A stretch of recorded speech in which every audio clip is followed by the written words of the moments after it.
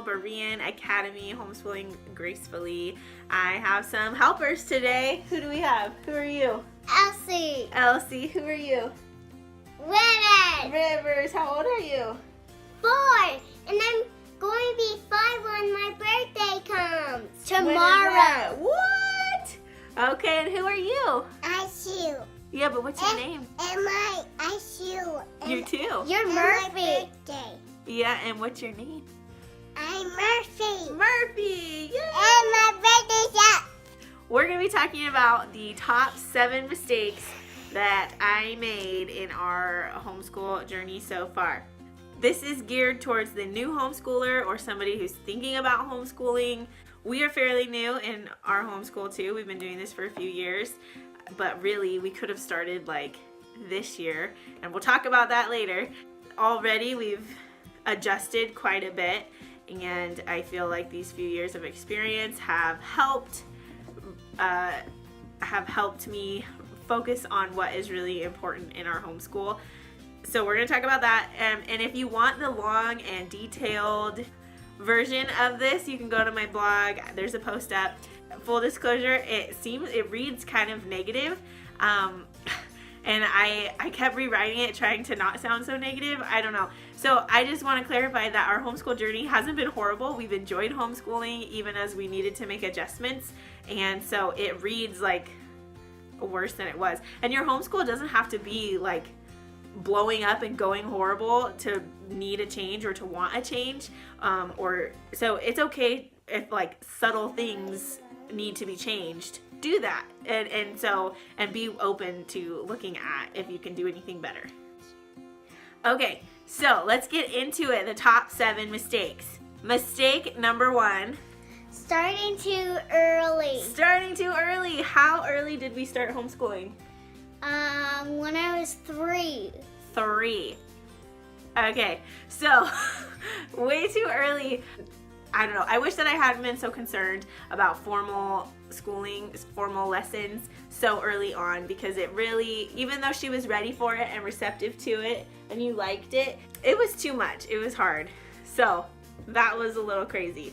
And I wish I had listened to a seasoned homeschool mom that told me to just focus on play and play-based learning and read a lot, which we did a lot of that, but that could have been all, and it would have been way less stressful on me, and it would have kept her from getting burned out a few years down the road.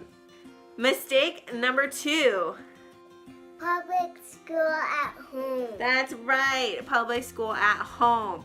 So I went to public school. My husband went to public school. Yeah, and we hadn't really thought about homeschooling, and when my oldest here was preschool age, people started asking us where we were sending her to school. Murphy. You are Murphy. And I started looking into it. Anyways, long story short, we decided to homeschool, but we didn't really know what that was supposed to look like. And I knew one person in my life who had been homeschooled. Actually, it was a friend of mine from high school who transferred our sophomore or junior year. I don't remember. But anyways, his mom actually helped me when we decided to homeschool. We got together quite a bit. Donna, thank you for all of our homeschool chats. And I wish I had listened to you. That was who told me to just read and play, and I didn't listen. I was like, what? No, I have to be doing something. So I structured our day very much like public school, and it was overwhelming, to say the least. Mistake number 3. Not recognizing individual learning styles. Yeah, not recognizing that each of these beautiful children have different learning styles. Why didn't I recognize that? I don't know.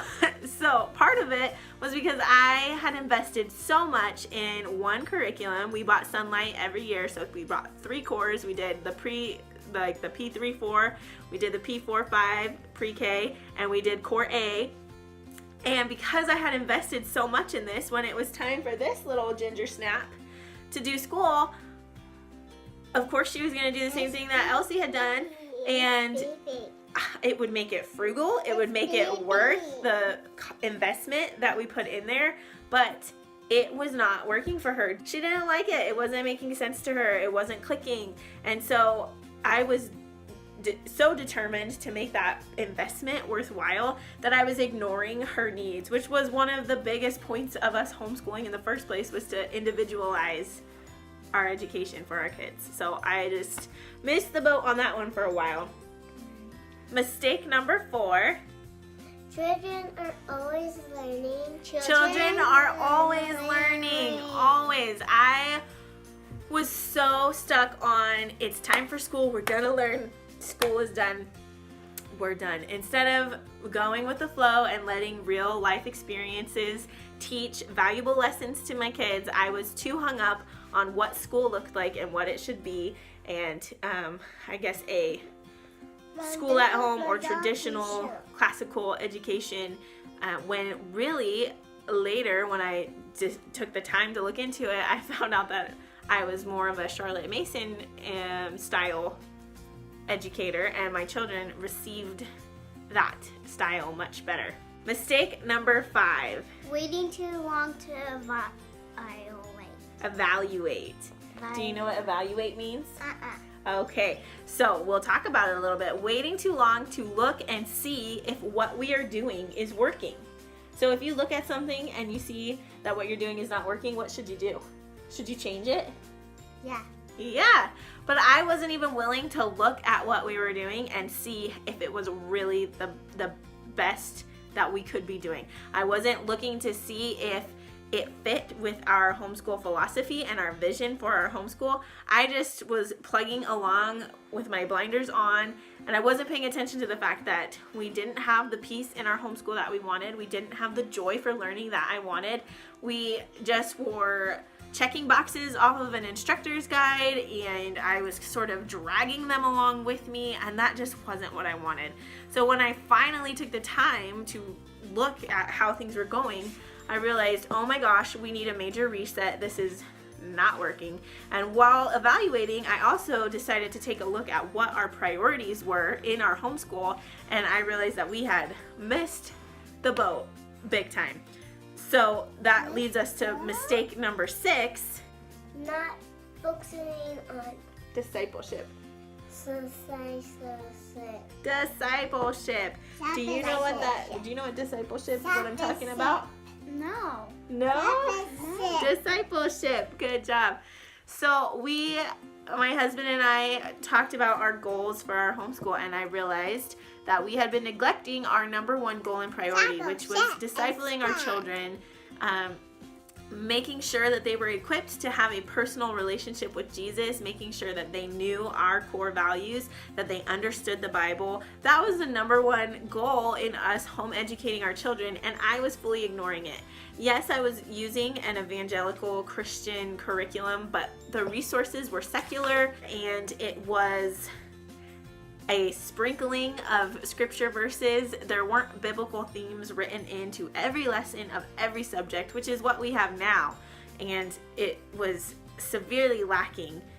And I feel like I'm not sure how I expected there to be peace in our homeschool without Christ at the center of it, but for some reason I did. That's what I expected, and it wasn't there. And I was finding myself having to explain, well, the book says this, but mom and dad believe this, and I don't want to have to explain that a book that I'm using to educate them is not what I believe. It just seems silly to me.